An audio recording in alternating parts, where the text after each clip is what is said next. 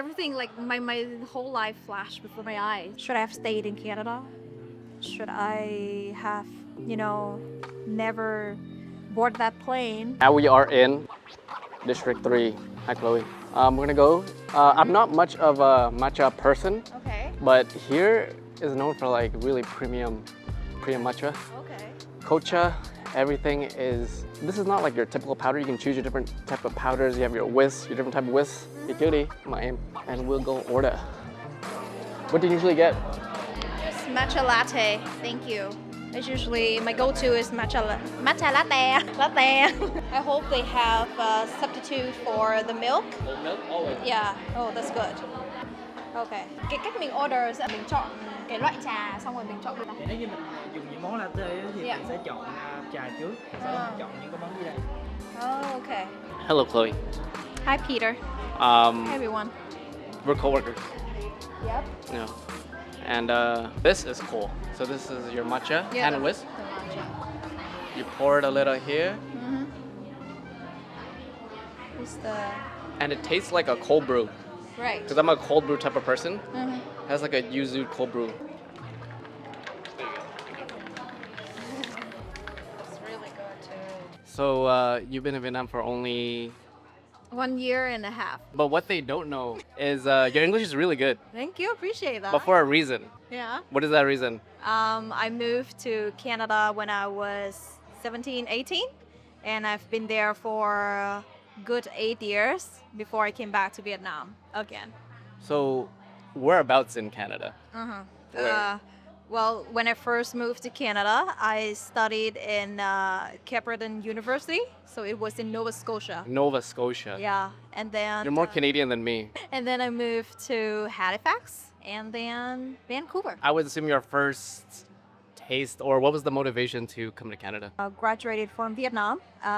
Usually, people my age, like after graduated from high school, we have a couple of paths we can take.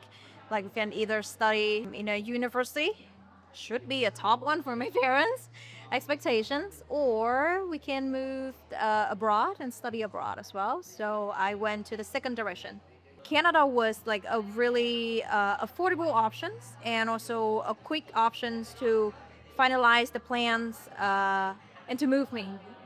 But like to go to the state or all the countries, the process would take longer. Yeah, so Canada was easier. Yeah, it was easier What was your goal after the 8 years? to have a stable career, to get a PR, and secure a life after PR there. Yeah. So the folks don't know, PR means permanent resident. Residence, yeah. And did you get that? So I think I got everything on that list. I did get a stable career. I did get a PR, but then I choose to redo everything in Vietnam. Wait, so you got what a lot of people want is the next step is high is PR is citizenship. So you got that, and then what made you give up everything and then come back? Because you already gave up everything and went to Canada. I know, it's crazy. I think you've been there. I had a full-blown quarter-life crisis a couple of years. Em bao nhiêu tuổi? Em năm nay 27. Yeah. So I had those really hard years of trying to figure it out, everything, and I questioned everything in my life. My identity, my career, my love life, even my paper towel choices. That's how, in doubt I am with myself every single day. And going through those time, I think when in doubt, you should go back to your root. Go back to where you belong. Maybe that is where you should start and where you can find the answer. Really, yeah. And adding to that decision, there was this one time, and this is maybe the first time, if mom and dad, bố mẹ xem này, this is the first time they're gonna hear this. We had the pandemic, right? It was those really difficult years. Everyone got sick. I got sick too. I got sick really bad, and then this was this one time I got sick that I had to hospitalize for like a week all by myself. They put a breathing machine on me, and one day the nurse she unplugged it. So I thought, this is it. You needed to breathe. Yeah. But my reaction of that was, well, this is it. This is how I go. You know, my life flashed before my Did eyes. you not have relatives, friends around you to support you? Well, at that time, not really, because it's locked down, right? Everything is covered their own life. So you didn't tell anyone. You know, You just went alone. yeah. And in a different country, far away from friends, the medical system, Yep. alone. Mm-hmm. Everything, like my whole life flashed before my eyes. But turns out it was just like the hospital, they was overwhelmed with the equipment shortage. Yeah. So that's why they had to rotate things. Okay. So they didn't unplug it because I didn't have any chance left, but just because they rotated things. So after a couple of days, I did get better, but I will never forget that feeling, you know, that how fragile life is. And on top of that, in Vietnam, my family also was battling with COVID. Everyone got sick too, but not as bad in Canada or in the US. But then I'm gonna play the devil's advocate. All Okay. right. So a lot of people here, probably relatives, just all hang, or like even strangers, be like, "You went to Canada, you got the PR. Now you're just gonna give it up." I know, even my parents, yeah, they talk about that a lot before I actually moved back. During that whole time where I kind of like soft launching the idea with my mom that mom, I'm gonna move back, dad, I'm gonna move back. They just keep asking me, like in the nice way, in the hard way, in the brutal way, try to convince me to, you know, give it a second thought, third thought, 100 times thought about that. And I said, yeah, but what is the point of me living here? You know, get a stable life, the stable career. But what is the point if I'm just here all by myself? You know, since I left Vietnam to come to Canada, and I had the chance to meet a lot of people and learn a lot of new things and go here and there and see a lot of places, cool stuff, eating good food, things that I tried the first time in my life, always have the guilt that, oh, I wish my parents was here. I wish they could experience this. Was there a thought where you're like, "I'm gonna bring them to Yeah. Canada"? I did have that thought, but also like spending more time in Canada, I knew for sure that moving, like for my parents to move to Canada with me, will even be like a harder decision for them because they could not adapt with the life in Canada. They don't speak English at all, and the community in Vietnam is really like a family Oriented. even like a neighborhood. People knows each other, sharing stuff, sometimes a little bit too much, but it is, you know, all they knew their whole life. And in Canada, everything is so distant between you and your neighbor. Like you don't even know your Say hi. stupid name. Yeah, say hi. If you're lucky. Yeah, and you don't have like this is a interesting thing I find. Like I have never seen a living creature in a supermarket in Canada for the first 3 years or 4 years in my university life. Wait. A living what? Like a living creature. Creature. Creature. I Creature? mean like fish or shrimp or like, Really? yeah. What supermarkets are you going to? No frills, Sobeys. You know TNT? We don't have TNT in Cape. That's why. Yeah. That's why. That's why I moved to Vancouver. 8 years there. Come back now. Is there a reverse culture shock? So when I first came back, I thought that it would just be like slipping into an old pair of shoes, you know, comfortable, familiar. But no. Reverse culture shock, like you said, in every single aspect of life. Living with my parents, when I first came back, I did live with them for around 5 months. Yeah, before I moved out. It felt like I was 16 all over again.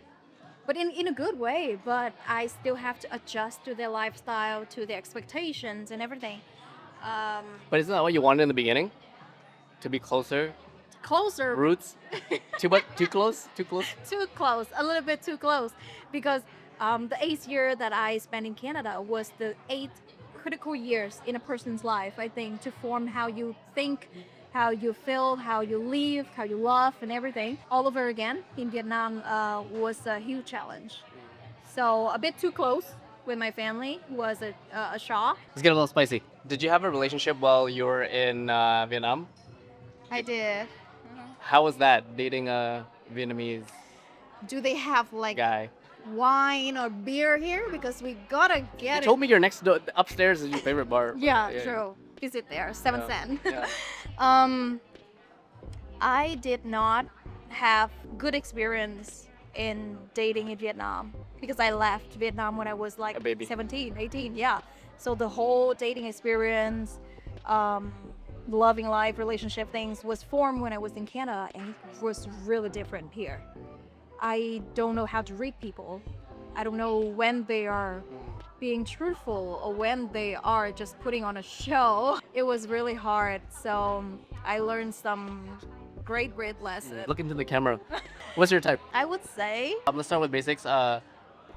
Asian or foreigner, non-Asian? I prefer Asian. Okay. I prefer Vietnamese. Really? Yeah, because at least we will have the first common point is that we speak the same language. We may come from the same background as well, so it's easier to empathize, and to just understand how we think, how we feel stuff. Okay. Okay. Next criteria. I don't know. Give me some like suggestions. Like what point should I touch on?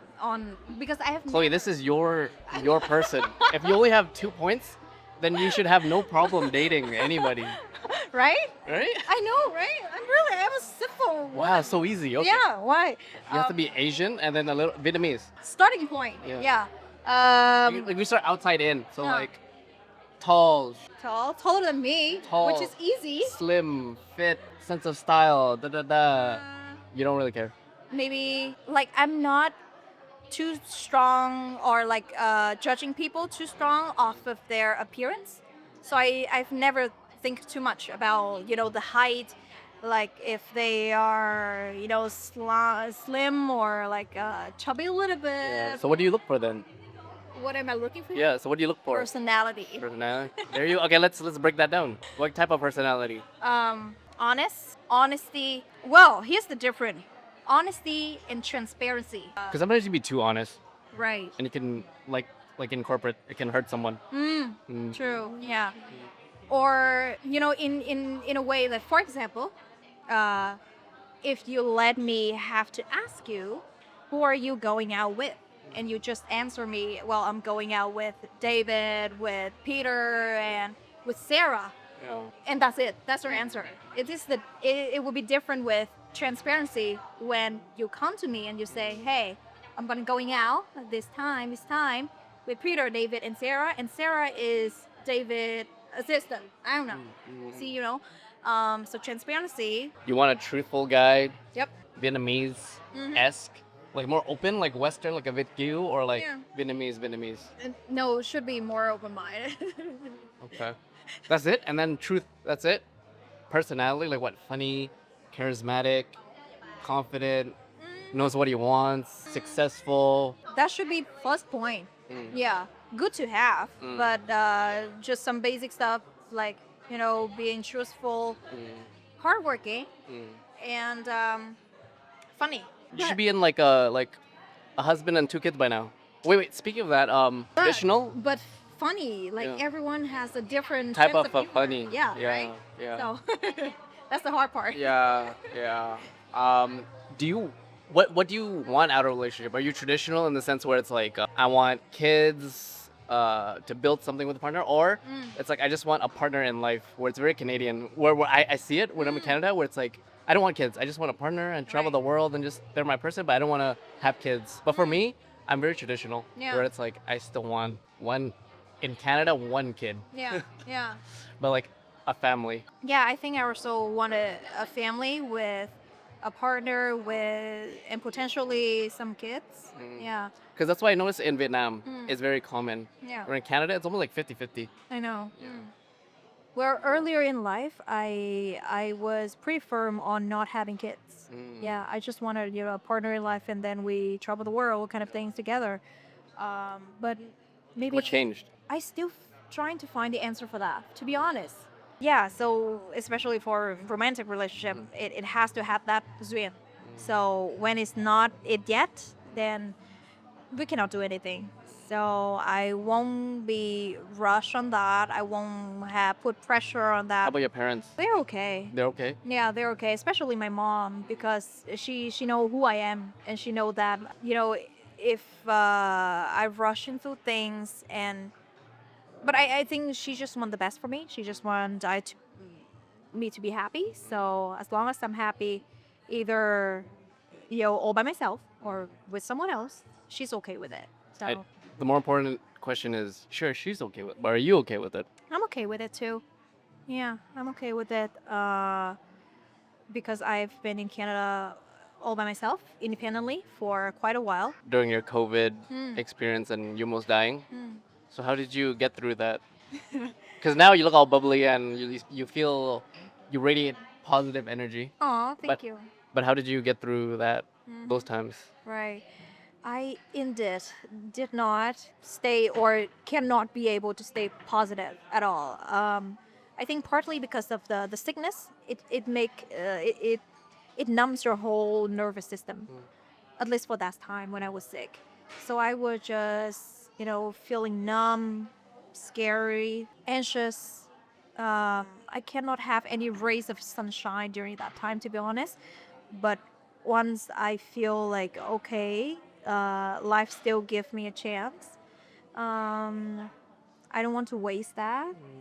Even though the whole journey to find that joyful moment, that joyful feelings again is challenging. But I will keep trying and trying. After every this sounds cliche, but they said after every where things breaks, that's where lies can come through. So yeah. So are you happy being in Vietnam now after a year? Yeah, Yeah. I'm happy. Definitely some moment that I doubt myself again. Doing this thing all over again. It is a right choice. Must be exhausting. Yeah, especially in hard day. When work is hard, when you have some intense fight with your family members, or after a breakup. Oh Jesus, you start doubting everything again. You start asking yourself, should I have stayed in Canada? Should I have, never board that plane? But I think, and we all know this, that when you start to feel the discomfort, that's where you're growing. So what's next? Good question. I ask myself that every day. When I open my eyes, when I close my eyes before sleep at night, I think just take it easy. One day is at a time. Also, my tattoo said here, just until tomorrow. Be happy. Enjoy the little moment. You cannot have everything figured out before your time. Yeah. So back in Canada, in Vancouver, if it's like 11 p.m., Everything closed. everything closed. You're gonna be so depressed. You have to wait till like 10 a.m. to get your first bowl of pho. Yeah.